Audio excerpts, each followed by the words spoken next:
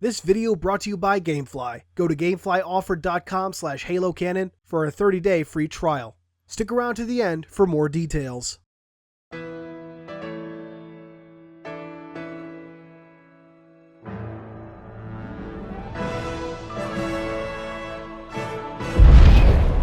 Mjolnir-powered assault armor is a staple of Halo, almost as much as Spartans and Master Chief. Hell, until Halo reached, Spartans were pretty much only known by their armor, and even then, the armor a Spartan chooses to wear is almost always going to be synonymous with their appearance. But Mjolnir is more than just a set of armor. It's the culmination of human ingenuity, and today we're going to dive headfirst into its history and development within the Halo universe. Mjolnir was the brainchild of Dr. Catherine Elizabeth Halsey, creator and head of the Spartan II program. Mjolnir was developed alongside the Spartans, meant to turn the child soldiers into the ultimate weapons. Prior to Project Mjolnir, however, the Materials Group had attempted to create powered exoskeletons to enhance its soldiers on the field. The first of these was the Mark I exoskeleton. Begun sometime prior to 2500, the suit took 10 years to develop. The result was a powered exoskeleton that allowed a user to lift up to 2 tons and to move at speeds up to 32 kilometers per hour or 20 miles per hour for extended periods of time. It was equipped with a 30mm chain gun and could be linked to the user's neural lace, providing tactical and communications data. Unfortunately, the armor had to be tethered to a power source, limiting its range and thus usability on the battlefield. 40 suits were known to have been created, though none would see combat. Many were converted for use as heavy loaders in docking bays, while others were dumped into Reach's titanium mines. Some of these would be found and used by trainers of the Spartan II candidates following the latter's augmentations. Though ultimately not a match for the Spartans, the suits provided much needed protection for the trainers. After Mark I came the Mark II. Similar in many ways to the Mark I, the Mark II featured a slimmer profile, increased speed, a refractive coating to disperse heat from explosives, and enhanced self-sealing in case the suit was ever exposed to a vacuum. Once again, however, its reliance on a tethered power source ensured its fate alongside its predecessor. The final iteration of the exoskeleton was the Mark III platform, which was introduced in 2510. The notable improvement in this model was the use of wireless power transmission, not unlike the system used by orbital Mac platforms. Unfortunately, the suit had a limited range, and worse, the loss of power could trap a user in the suit. And so, like its predecessors, the platform was abandoned.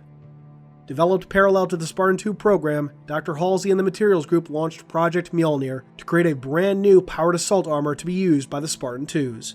Halsey would ultimately throw out most of the exoskeleton designs and developments, as Mjolnir would approach enhancing human ability from an entirely different angle. Rather than powered motors to enhance strength and mobility, Mjolnir would use a liquid metal crystal piezoelectric. When an electric current was passed through the material, it would structurally deform, altering its shape, which in turn greatly enhanced the natural abilities of the wearer. This material was injected into the capillaries of the nanocomposite bodysuit. In addition, the bodysuit featured a number of other revolutionary technologies, including a Hydrostatic Gel Layer. This layer regulated the suit's temperature and could change density to conform to the wearer's body.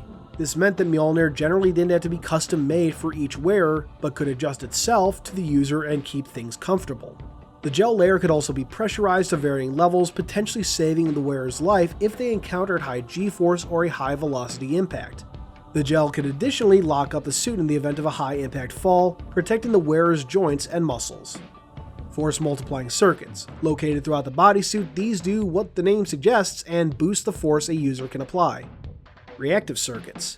These circuits connected directly to the wearer's neural lace, increasing the reaction speed and making the armor overall easier to control. A pressure seal, meaning Mjolnir could operate in a vacuum or underwater. And finally, the titanium nanocomposite layer, which rested on top of everything else, protecting the technology within and the user from damage. It could also disperse heat, something very useful against Covenant weaponry. On top of this bodysuit lay the titanium alloy outer shell, the majority of Mjolnir's actual armor. Plates of alloy covered the majority of the body, while leaving other areas exposed to allow the user to retain a full range of motion. The helmet specifically also contained a number of important technologies, including a communications array and a full heads-up display or HUD. The HUD would smart link with the wearer's neural lace and weaponry, providing any necessary information including ammo and grenade count, aiming reticule, health monitoring, motion tracking radar, and so much more. Powering the suit would be a new microfusion reactor.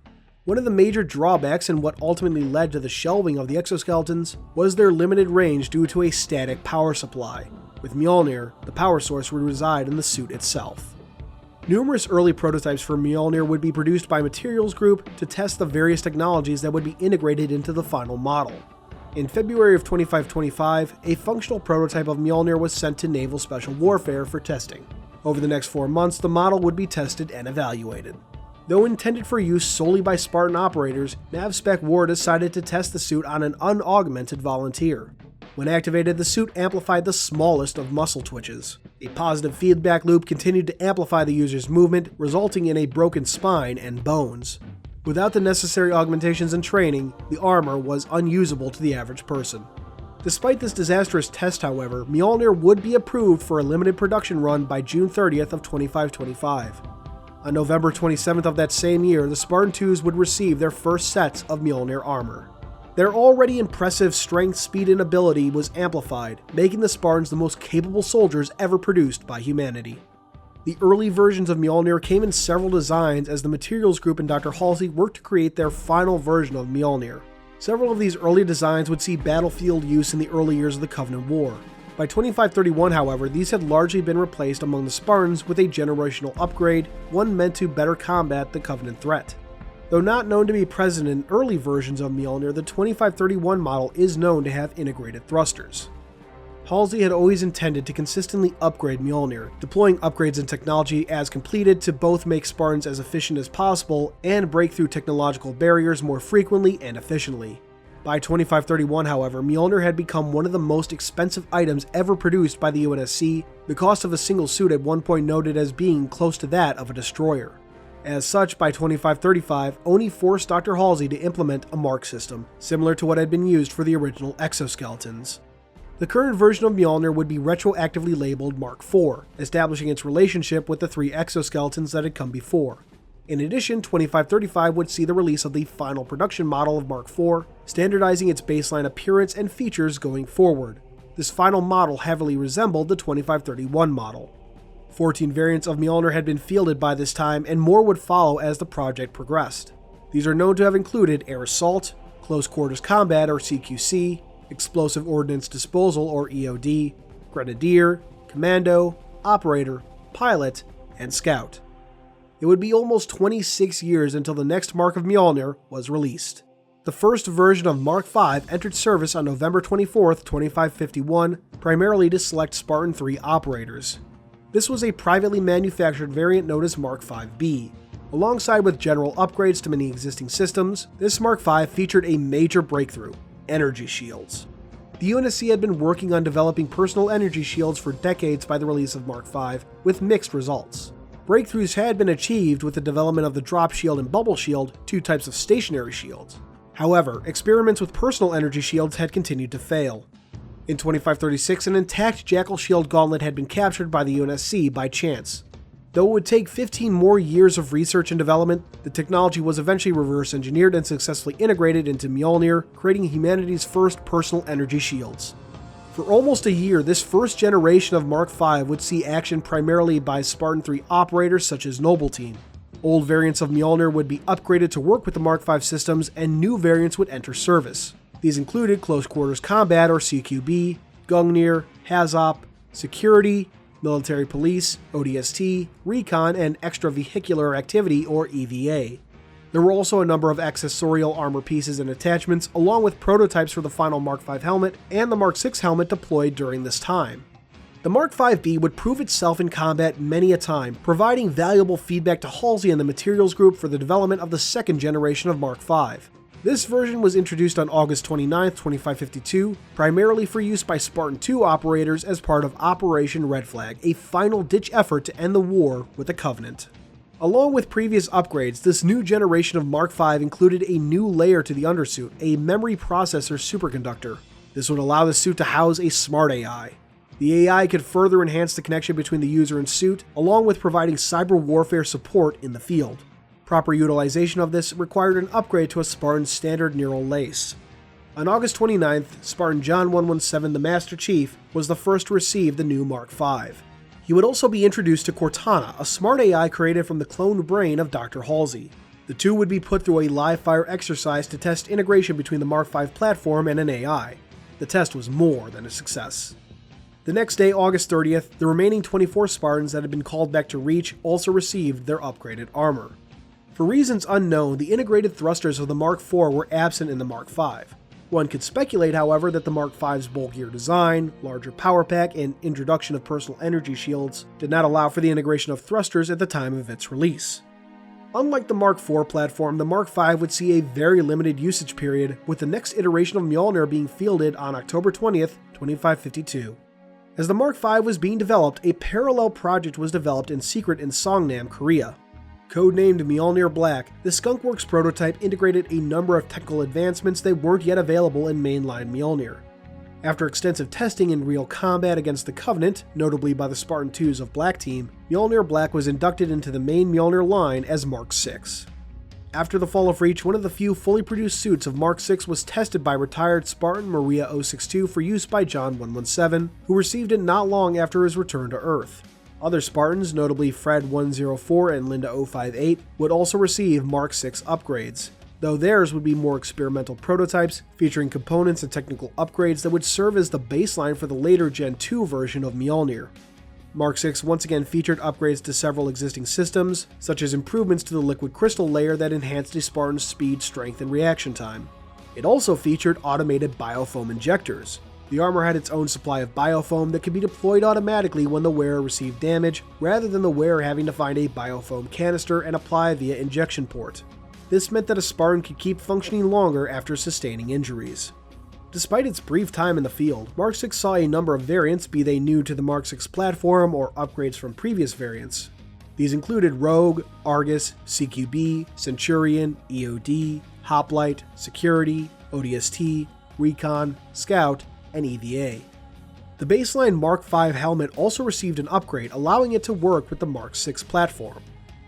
Though the Mark VI would quickly be replaced by the Mjolnir Gen 2 platform within months, a prototype of the planned Mark VII was known to have been developed and fielded. Used by Spartan II Naomi 010, this prototype is known to have featured limited energy shield shaping and a nanotechnology repair suite. The latter of these upgrades could automatically repair the armor even when the wearer was in cryo. It could also alter the appearance of the armor. The Mark VII issued to Naomi is known to have heavily resembled the Mark V-B armor due to Naomi's personal preference. Following the end of the Human Covenant War, the UNSC began a new Spartan program called Spartan 4. The latest Spartan program focused on augmenting adult volunteers pulled from members of the UNSC's armed forces. With the advent of this new program came a new direction for Mjolnir, known collectively as Gen 2. When the Spartan 4 program prepared to produce hundreds of Spartans, Gen 2 would have to meet new demand. To do this, the UNSC and Materials Group greatly expanded the use of private contractors for Mjolnir design and manufacturing. Though such practices had been in use during the Covenant War, the scale was expanded greatly for Gen 2, with several companies involved on various levels of development. For example, RKD Group was responsible for the Mermillion-class Mjolnir, but contracted Korolev Heavy Industries to produce the armor itself and licensed the BIOS from Applied Heuristics. In terms of design, the Gen 2 platform was fairly unique compared to the retroactively titled Gen 1, aka Marks 4 through 7. Gen 2 was lighter weight while being stronger in production. Advancements in technology allowed for integration of certain vital hardware directly into the tech suit as well. A spiral development model would be used for faster and more efficient evolution and implementation of armor systems. For example, the Sprint AA module of the Mark V, which allowed Spartans to run faster than normal by overriding safety protocols, was directly integrated into the suit. Another example would be the 2558 iteration of Gen 2, which brought back the integrated thrusters of the Mark IV, though significantly more refined and capable. Almost ironically, between the spiral model and dropping of the Mark systems, Mjolnir Gen 2 would, in many ways, fulfill the original intentions Halsey had for the project. Though they received more overall augmentations than their predecessors, the Spartan 4's physical augmentations were less extensive, likely due to the late-in-life augmentations rather than being augmented at a young age. As such, Gen 2 was designed to compensate.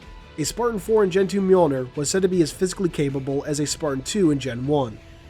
The armor integrated a number of new ad hoc modification systems, including tactical packages and support upgrades, collectively called armor mods, and armor abilities. While armor abilities had been introduced with the first generation of Mark V, they only saw widespread use with the Gen 2 platform. Many of Gen 2 systems utilized basic onboard AIs to help run various systems such as BIOS and Visor, taking incoming data and simplifying the chaos of the battlefield. Some would also be able to aid in administrative tasks, such as automatically filing paperwork for munitions expenditure, battlefield damage assessments, kill reports, and more. With Gen 2, Spartan 4s were given more customization options than ever before. Based either on mission needs or Spartan preferences, a Spartan could customize individual components, loadout packages, and armor colors. Like its Gen 1 predecessors, armor variants from the Mark 4, 5, and 6 platforms could, with hardware and firmware upgrades, also be used with Gen 2 systems. By 2558, Gen 2 had had over 100 variants during its lifetime in some form of development, with numerous accessories and attachments. And that's the history of Mjolnir, at least for now. It's quite an extensive history that spans the Halo story, as ingrained in the lore as the Spartans themselves. And crazy enough, as in-depth as we've gone, there's still plenty that had to be left out for the sake of time and flow. So what do you think of Mjolnir? What's your favorite version of the armor, and what's your favorite variant? Let me know in the comments below. Thanks for watching as always, and until next time, this has been Halo Canon. Thanks for watching. Also consider checking out GameFly. With over 8,000 new releases and classic games for current and previous gen consoles, and even some older consoles, GameFly is a great way to try tons of games without buying them. Go to GameflyOffer.com/HaloCanon to start your 30-day free trial.